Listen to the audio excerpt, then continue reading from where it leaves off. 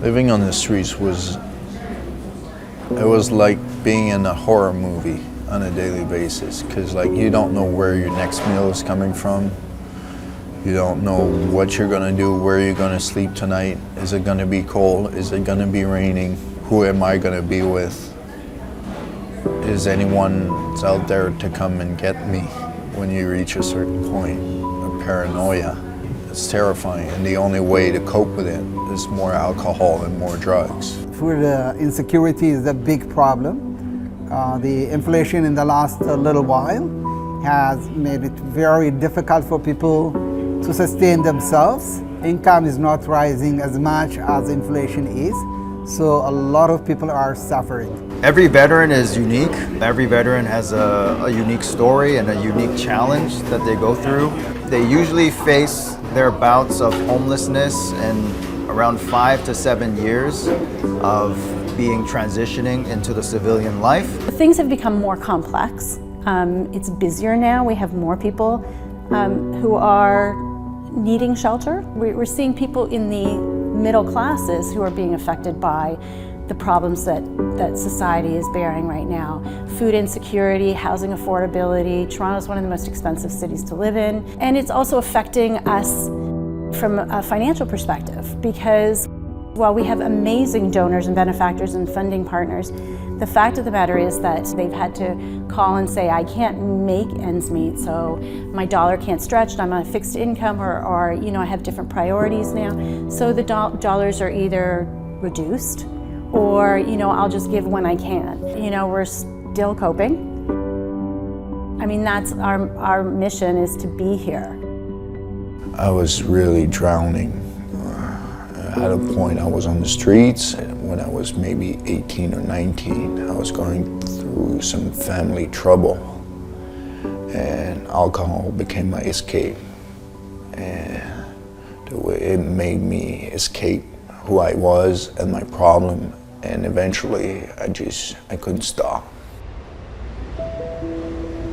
The day I decided to become a paramedic, somebody collapsed on the subway and died right in front of me, and I felt helpless again.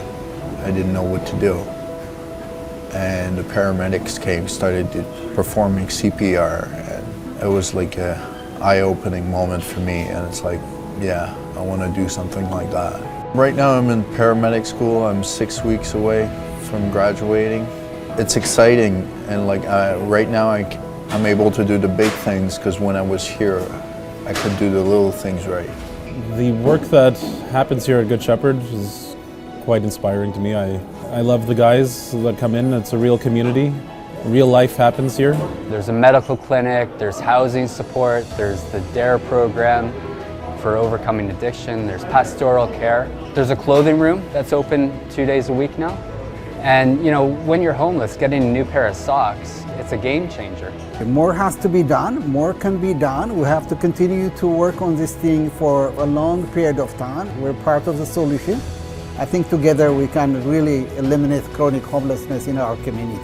One of the things I'm very excited about Matthias Place is the prospect of providing permanent housing for seniors that have experienced homelessness in our society.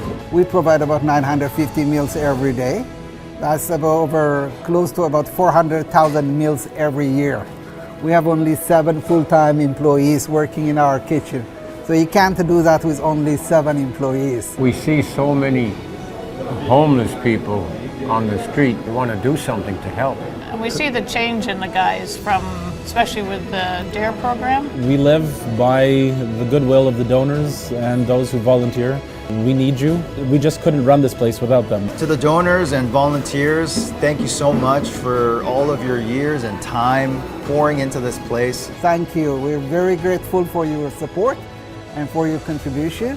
And a lot of lives have changed because of your support.